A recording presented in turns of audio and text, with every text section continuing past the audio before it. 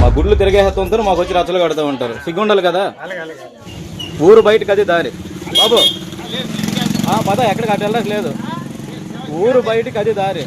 ఎవడో చెప్పండి నీకు దయ్యం పడితే నువ్వు వదిలించుకోలేవు, మాకు వదిలిస్తావు. నువ్వు బొట్టారా చెరిపిసారా? బొట్టాను చెరుపుతున్నావు. నీకు వచ్చిన రోగాన్ని తగ్గించుకోలేకపోతున్నావు, గ్రామస్తులందరి రోగాలు తగ్గిస్తానంటున్నావు. ఓ దైవమా, నా ఈ దేశాన్ని మతోన్మాదము నుండి, మారణ హోమం నుండి, మానవత్వం మరిచిన మృగాల నుండి నా ఈ దేశాన్ని కాపాడు. ఆంధ్ర రాష్ట్రంలోని విజయనగరం జిల్లా రాజా మండలంలోని ఒక హిందూ సహోదరుని ఇంటి వద్ద ఒక ముస్లిం పెద్ద ఆయన ఆ ఇంటి వారికి నల్లటి దారాలు గల తాయెత్తులు ఇస్తూ ఉంటే ఒక హిందూ సహోదరుడు ఆ ముస్లిం పెద్ద ఆయనను మందలిస్తూ, చూడు నీ తాయెత్తు మేము ధరించాలి అంటే ముందు నువ్వు మా హిందూ సాంప్రదాయం ప్రకారం బొట్టు ధరించు, లేదంటే బాగోదు. హిందువులారా చూడండి, మీకు సిగ్గు ఉందా? మనతో వీళ్ళందరూ ఎలా చేస్తున్నారో చూడండి, ఇకనైనా మేల్కోండి హిందువులారా అని కాస్త దురుసుగా మనోభావాలు దెబ్బతినే విధంగా మాట్లాడుతూ, అంతేకాదు ఆ ముస్లిం పెద్ద ఆయనకు తన చేతితో స్వయంగా బొట్టు పెట్టి ఇక్కడ నుండి వెళ్ళిపో అంటూ తిట్టుకుంటూ ఊరు నుండి తరిమి కొడుతూ ఆ ముస్లిం పెద్ద ఆయనను ఊరి బస్సు ఎక్కించి పంపించారు. అంతేకాకుండా ఇదంతా తానే స్వయంగా వీడియో తీసి ఈ వీడియోని యూట్యూబ్ ఛానల్లో అప్లోడ్ చేశాడు. చెప్పిన మాటలు విన్నాం, ఎంతవరకు చాలు. మా ఆడపిల్లలు ఎత్తుకుపోతారు, తిరిగి మాకు వచ్చి రక్షలు కడతారు.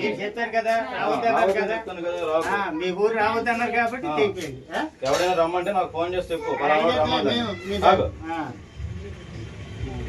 కంగారు కూడా మాకు గొట్టే కదా పెడుతున్నది. ఊరంతా నీ రచ్చలే ఉన్నాయి, బిజినెస్ గట్టిగా చేస్తున్నాం. ఇక మీకు తెలుసు కదా, ఒక్కసారి ఇలాంటి వీడియో ఇంటర్నెట్లో కనిపిస్తే ఆ తర్వాత ఏం జరుగుతుందో. సరిగ్గా అదే జరిగింది. ఒకరేమో కరెక్ట్గా చెప్పావు సార్ అని కామెంట్ పెడితే, మరో వ్యక్తి మన హిందువులకు సిగ్గు లజ్జ రెండూ లేవు, ఎవడు ఏమి చెప్తే అది నమ్మేసి వాడి వెనకాల వెళ్ళిపోతూ ఉంటారు. మళ్ళీ మనం నిజం చెప్పినా మన మాట వినరు. మరొకరేమో తరిమి తరిమి కొట్టండి అంటూ కామెంట్లు పెట్టి తమాషా చూస్తున్నారు. మరికొంతమంది తమ మనసులో ఉన్న విషయాన్ని కక్కుతూ పోతున్నారు. సోదరులారా, ఆ వ్యక్తి అనుకుంటే అరే పాపం ఎందుకులే, పొట్టకూడి కోసం తన కుటుంబాన్ని పోషించడం కోసం ఇదంతా చేస్తున్నాడు అని వదిలివేయవచ్చు కదా, లేదా మర్యాదగా ఇకపై ఈ పని చేయకండి అని చెప్పవచ్చు కదా. కానీ ఏ మాత్రం జాలి దయ లేకుండా మతోన్మాదంతో హిందువులారా చూడండి మనం ప్రమాదంలో ఉన్నామంటూ అందరినీ భయపెడుతూ రెచ్చగొడుతూ మరి వీడియోలు చేసి యూట్యూబ్లో పెట్టడం అనేది ఎంతవరకు సమంజసం అంటారు? ఇలాంటి పనుల వల్ల సమాజంలో శాంతి ఎలా సాధ్యమవుతుంది? మీరే చెప్పండి సోదరులారా. నేను వద్దని చెప్తాను కదా, ఊర్లోకి రాకు. ఎవడైనా ఊర్లోకి రమ్మంటే నాకు ఫోన్ చేసి చెప్పు, ఈ ఊరు నాది. ఓకే, అది రాకు, ఊర్లోకి రా, మాకు అక్కడికే వస్తారు. ఎందుకంటే మా హిందువులకు సిగ్గు లేదు కనుక మీ దగ్గరికి వస్తామన్నారు. ఇంకా సిగ్గు శర్ము లేని హిందువులారా, తరుముతాను ఊర్లోంచి దరిద్రాన్ని. లేదండి, తావీజులు వేసేవారు చాలా ప్రమాదం అని అంటే ఏ విధంగా ప్రమాదం? ఇక్కడ ఒక విషయం గుర్తుపెట్టుకోండి, ఈ తావీజులు వేసేవారు, సాంబ్రాణి పొగ వేసేవారు, పీర్లను కూర్చోబెట్టేవారు వీరు క్రైస్తవుల మాదిరిగా మత ప్రచారం చేయరు. ఎందుకంటే వీరికే అసలు ఇస్లాం అంటే ఎంతో తెలియదు. కేవలం ఇలాంటి పనుల ద్వారా భిక్షాటన చేసుకొని బ్రతికేటటువంటి కుటుంబాలు వీరివి. అలా అని వీరు నేను ప్రోత్సహించడం లేదు, కానీ హిందూ మతానికి వీరు ఏ విధంగా ప్రమాదం ఒక్కసారి మీరే ఆలోచించండి అని చెప్తున్నాను. వాస్తవంగా చెప్పాలంటే ఈ సాంబ్రాణి పొగ వేసే వారితో, ఈ తావీజులు వేసే వారితో, ఈ పీర్లను కూర్చోబెట్టే వారితో ఇస్లాంకి ఎలాంటి సంబంధం లేదు. ఖురాన్లో ఎక్కడ కూడా ఇలాంటి పనులకు అనుమతి కూడా లేదు. అసలు ఈ తావీజుల గురించి ఇస్లాం ఏమంటుంది? అయితే ఇక్కడ ఆ ముస్లిం పెద్ద ఆయన ఇచ్చే తాయెత్తే కాదు, ప్రపంచంలో ఎవరు ఇచ్చినా తాయెత్తు ధరించడం, దానిని విశ్వసించడం ఇస్లాం ప్రకారం నిషిద్ధం. కొంతమంది జ్ఞానం లేని వారు ఇస్లాం ధర్మాన్ని అర్థం చేసుకోవాల్సిన విధంగా అర్థం చేసుకోకుండా అల్లా పేరుతో తాయెత్తులు ధరిస్తే మీకు ఎలాంటి బాధ బాధించదు, దయ్యాలు ఉంటే వదిలిపోతాయి, వచ్చే దయ్యం వెళ్ళిపోతుందంటూ ప్రజలకు ఈ తాయెత్తులు ఇస్తూ ఉంటారు. ఇది ఇస్లాంలో నిషేధం. అలాగే దిష్టి తగలకూడదని దిష్టి పూజలు, నల్లదారాలు ధరించడం ఇస్లాంలో నిషిద్ధం. కానీ ముస్లిం ముసుగులో ఉన్నటువంటి కొంతమంది అజ్ఞానులు పాపం వారికి తెలియదు, వారు అలా తయారైపోయి ఇతరులను అలా తయారు చేస్తూ ఉంటారు. అలాగే ఇంకా కొంతమంది సాంబ్రాణి పొగ వేస్తూ గ్రామాలలో తిరుగుతూ ఉంటారు. ఇంకా కొంతమంది నెమలి పించాలు పట్టుకొని తిరుగుతారు. వాస్తవానికి ఇవన్నీ ఇస్లాంలో హరాం, నిషేధించబడినటువంటివి. ఇలాంటి కొంతమంది అజ్ఞానపు ముస్లింల ద్వారా ఇస్లాంకి చెడ్డ పేరు కూడా వస్తుంది. కాబట్టి ఇకనైనా ఈ తావీజులు వేసేవారు, ఈ సాంబ్రాణి పొగ తీసుకొని తిరిగేవారు, ఈ పీర్లను కూర్చోబెట్టేవారు ఇకనైనా బుద్ధి తెచ్చుకొని సరైనటువంటి ఇస్లాంకి దగ్గర అవ్వాలని నేను ఆశిస్తున్నాను. అసలు తాయతులు అంటే ఏంటి? తాయతు అంటే దిష్టి తగలకుండా ఉండేందుకు చిన్న పిల్లల మెడలో వేలాడదీసేటటువంటి త్రాళ్ళు. ఒక్కసారి వృద్ధ స్త్రీలు పురుషుల మెడలో కూడా ఇవి కనిపిస్తుంటాయి. కొంతమంది అయితే కాళ్ళు కూడా కట్టుకుంటారు, వేలాడ తీసుకుంటారు మెడల్లో కూడా. అయితే ఇవన్నీ ధర్మంలో లేనటువంటి అధర్మ పనులు సోదరులారా. తావీజులు ధరించకూడదని ఇప్పుడు నేను కొన్ని ఆధారాలు ప్రవక్త ముహమ్మద్ సల్లల్లాహు అలైహి వసల్లం వారి జీవితం వెలుగులో చెప్పే ప్రయత్నం చేస్తాను. దైవ ప్రవక్త ముహమ్మద్ సల్లల్లాహు అలైహి వసల్లం వారి కాలంలో అరబ్బుల చేతులకు గాజులు, మెడలకు హారాలు, గవ్వలు మొదలైనవి తాయతులుగా వేసుకునేవారు. ఇవి వారిని చెడుల నుంచి రక్షించి మంచిని చేకూరుస్తాయని వారు విశ్వసించేవారు కూడా. ఇది ఎలాంటిదంటే అల్లాను కాక ఇతరులకు మంచి చేసే అధికారం ఉంది అని భావించడం. కాబట్టి ఇస్లాంలో షిర్క్, బహుదైవోపాసన అవుతుంది. తాయతులు రెండు రకాలు. మొదటి రకం ఖురాన్ ఆధారంగా కట్టే తావీజులు. అంటే ఖురాన్లోని సూక్తులను లేదా అల్లా నామాలను, గుణాలను లిఖించి వ్యాధి నివారణ పొందే ఉద్దేశంతో వ్రేలాడదీయబడేవి. నిశ్చయంగా మంత్రించి ఊదటం, తాయత్తులు వేయటం, తివాలా షిర్క్తో కూడుకున్నటువంటివి. అహ్మద్, హాకిం, అబూదావుద్, సహీ ఇబ్నే మాజా హదీస్ నంబర్ 3530లో ఇవన్నీ హరాం పనులు. ఇవన్నీ ఎందుకు తప్పంటే ఒక విషయాన్ని మీరే గమనించండి. ఖురాన్ ఆయతులను తావీజులుగా చేసి వ్రేలాడదీసినప్పుడు అలా వ్రేలాడదీసిన వాడు తప్పకుండా వాటి పట్ల అమర్యాదపూర్వకంగా ప్రవర్తిస్తాడు. ఎందుకంటే ఆ తావీజు కాలకృత్యాలు తీర్చుకునే సమయంలో కూడా అతని మెడలోనే వ్రేలాడుతూ ఉంటుంది, చేతికి కట్టబడి ఉంటుంది. ఆ విధంగా అది అపశృతికి గురవుతుంది. ఇక రెండవ రకమైనటువంటి తావీజ్ ఏంటంటే ఇందులో ఖురాన్ సూక్తుల ఆధారంగా వేయబడిన తావీజులతో పాటు ఇందులో వేరితర తాయతులన్నీ చేరి ఉంటాయి. ఉదాహరణకు గవ్వలు, బొమికలు, దారాలు, వెంట్రుకలు, చిప్పలు, చెప్పులు, భూత పిశాచాల పేర్లు ఇత్యాదివి ఈ రకమైన తావీజులు ముమ్మాటికి నిషిద్ధం, హరాం. మొదటి రకం వాటిని కొంతమంది ధరిస్తూ ఉంటారు, వాటికి ఆధారాలు చెప్పేటువంటి ప్రయత్నాలు చేస్తూ ఉంటారు. కానీ రెండో వాటికి ఎలాంటి ఆధారాలు లేవు, పైగా ఇవి షిర్క్ కూడా.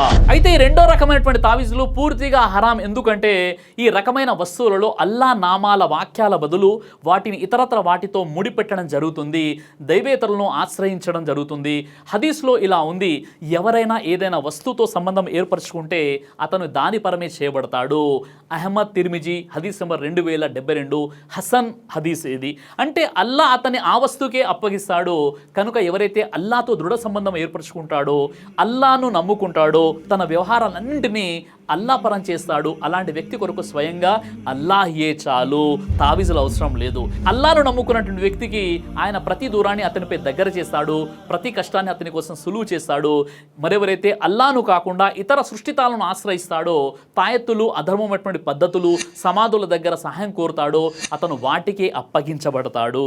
అవి అతనికి ఏ విధంగానూ ఉపయోగపడవు, అతనికి లాభ నష్టాలు కలిగించే శక్తి వాటికి ఉండదు. ఆ విధంగా అతని విశ్వాసం, అకీదా కూడా వ్యర్థమైపోతుంది. అల్లాహతో అతని గల సంబంధం కూడా తెగిపోతుంది. అల్లా అతనికి తోడ్పడడం మానుకుంటాడు. కాబట్టి ముసల్మాను తన విశ్వాసానికి విఘాతం కలిగించే విషయాల పట్ల చాలా జాగ్రత్తగా ఉండాలి. కాబట్టి అతను అధర్మమైన పద్ధతులను, చికిత్సలను త్యజించాలి. తన రోగాల చికిత్స కోసం మాయలమారుల వద్దకు వెళ్ళి, మోసగాళ్ళ వద్దకు వెళ్ళి అతడు తన విశ్వాసాన్ని ఎట్టి పరిస్థితుల్లో పోగొట్టుకోకూడదు. ఎందుకంటే అలాంటి దగాకోరులు అన్నిటికన్నా ముందు ఇతని హృదయాన్ని, ఇతని నమ్మకాన్ని రోగగ్రస్తం చేసేస్తారు. అల్లాపై భరోసా చేసిన వాడికి అల్లాహే చాలు, మనకు తావీజులతో పనేంటండి. కొంతమంది అవసరం లేకపోయినా తావీజులు పెట్టుకుంటారు. నిజానికి వారికి ఏ జబ్బు ఉండదు, కానీ వారి అనుమానమే అతిపెద్ద రోగానికి లోనే ఉంటుంది. తమకు దిష్టి తగులుతుందని, ఇతరులు తమను చూసి ఈర్ష్య చెందుతారేమోనని ప్రొద్దస్తమానం అనుమానిస్తూ ఉంటారు. అలాగే మరికొంతమంది తమ వాహనాలకు, పశువులకు లేదా ఇంటి గుమ్మానికి విరుగుడుగా కడుతూ ఉంటారు ఇలాంటి తావీజుల్ని. ఇదంతా విశ్వాస బలహీనత వల్ల, సరైనటువంటి ఇస్లాంపై జ్ఞానం లేని కారణంగా జరిగేటటువంటి పనులు. విశ్వాస బలహీనతే అసలు రోగం. దానికి చికిత్స తౌహీద్, అంటే అల్లాపై నిజమైనటువంటి విశ్వాసం కలిగి ఉండాలి.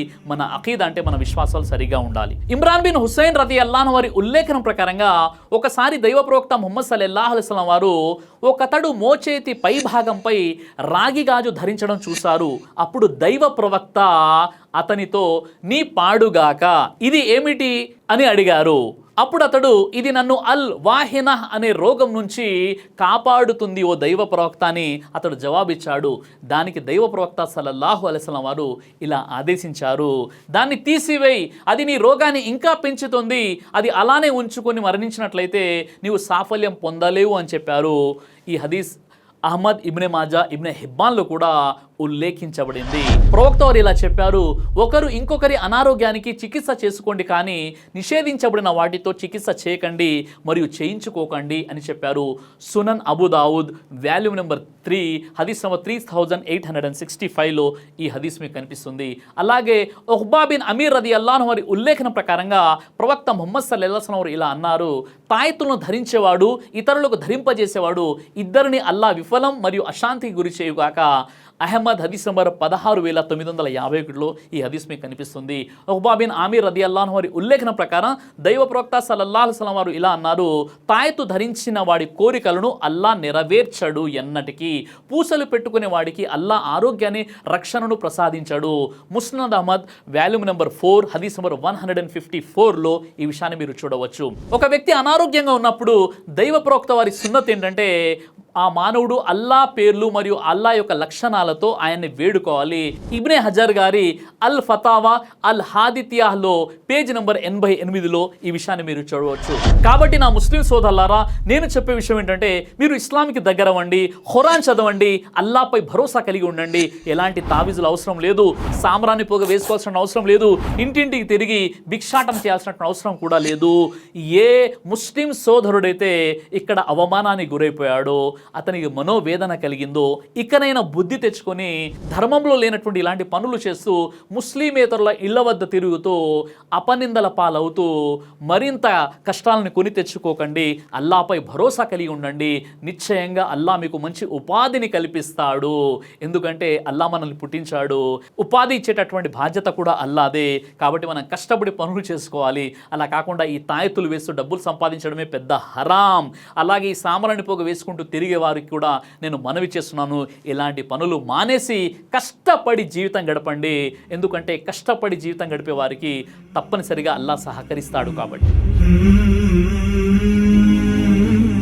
విజయనగరం జిల్లాలో జరిగినటువంటి ఈ సంఘటనలో ఆ హిందూ సోదరుడు గనక ప్రేమపూర్వకంగా మర్యాదగా ఆ ముస్లిం వ్యక్తి దగ్గరికి వచ్చేసి, మీరు ఇలా తిరుగుతూ మా హిందూ ఇండ్లలోకి రాకూడదని చెప్పి మంచి పద్ధతిలో సంస్కరించినట్లయితే నేను తప్పనిసరిగా ఆ హిందూ వ్యక్తిని అప్రిషియేట్ చేసేవాడిని, ప్రోత్సహిస్తూ వీడియో తయారు చేసేవాడిని. కానీ అతని ఇంటెన్షన్ ఇక్కడ చాలా స్పష్టంగా కనిపిస్తుంది. అదేంటంటే ముస్లింల పోయినటువంటి ద్వేషం. అందుకే బొట్టు పెట్టి అతన్ని అవమానించి అక్కడి నుండి పంపించడం జరిగింది. అయితే ఇస్లాంలో తావీజులు వేయడం, ఈ సాంబ్రాణి పొగలు తీసుకొని తిరగడం ఎక్కడ కూడా లేదు. ఇలాంటి పనుల్ని ఖచ్చితంగా మనం ఖండించాలి. నేను ఖండిస్తున్నాను. ఈ హిందూ సోదరుడు చేసినటువంటి ఈ పని కారణంగానైనా ఇలాంటి పనులు చేసేటువంటి తావీజులు వేసేవారు, సాంబ్రాణి పొగలు వేసేవారు, ఊర్లలో తిరిగేవారు ఇప్పుడైనా బుద్ధి తెచ్చుకుంటారని నేను ఆశిస్తున్నాను. కానీ ఈ హిందూ సోదరుడు మాత్రం ఇక్కడ స్పష్టంగా కనిపిస్తుంది, అతని యొక్క మనసులో ముస్లింల పట్ల ఉన్నటువంటి విద్వేషం ఏంటో చాలా స్పష్టంగా ఇక్కడ కనిపిస్తుంది. కాబట్టి నా హిందూ సోదరులారా, ఇలా విద్వేషాలు పెంచుకుంటూ వెళ్ళిపోయినట్లయితే ఇక మన భారతదేశంలో మత సామరస్యం ఎక్కడ కనిపిస్తుంది, జాతీయ సమైక్యత ఎక్కడ ఉంటుంది, ఇక హిందూ ముస్లింల మధ్య సోదర భావం అనేది ఎక్కడ ఉంటుంది? ఒక్కసారి మీరు ఆలోచించండి. ఇలా చేయడము సమంజసమేనా? దైవ ప్రవక్త ముహమ్మద్ సల్లల్లాహు అలైహి వసల్లం వారు తెలియజేశారు, కడుపుకు సంబంధించినటువంటి అన్ని రకాల వ్యాధులకు అద్భుతమైనటువంటి ఔషధం తల్బీనా. ఇది దైవ ప్రవక్త వారి సున్నత్. మంచి ఆహారం, ఇమ్యూనిటీ బూస్టర్, ఇందులో షిఫా ఉంది. ఇది మంచి ఔషధంగా కూడా పనిచేస్తుంది. కాబట్టి పిల్లలు అయినా పెద్దలు అయినా ఎవరైనా దీనిని ఉపయోగించవచ్చు. అలాగే ఖురాన్లో దైవం తెలియజేశాడు, తేనెలో మీకు స్వస్థత ఉంది అని. కాబట్టి స్వచ్ఛమైనటువంటి ఫారెస్ట్ హనీ కోసం మీరు సంప్రదించండి. అలాగే పురుషుల కోసం ప్రత్యేకంగా తయారు చేయబడినటువంటి షాహీ హల్వా, ఇది లైంగిక సమస్యలను దూరం చేసి శృంగార సామర్థ్యాన్ని పెంచుతుంది. మీ దాంపత్య జీవితంలో మంచి అనుభూతినిస్తుంది. ఇందులో ఎలాంటి సైడ్ ఎఫెక్ట్స్ లేవు. ఇది కంప్లీట్గా హెర్బల్ ప్రొడక్ట్స్తో తయారు చేయబడినటువంటిది. కాబట్టి స్క్రీన్పై కనిపిస్తున్నటువంటి ఈ నెంబర్స్కి కాల్ చేసి మీరు ఇప్పుడే ఈ ప్రొడక్ట్స్ని ఆర్డర్ చేసుకోవచ్చు. కొరియర్ ఫెసిలిటీ కూడా ఉంది. ఆలస్యం ఎందుకు, వెంటనే ఆర్డర్ చేయండి.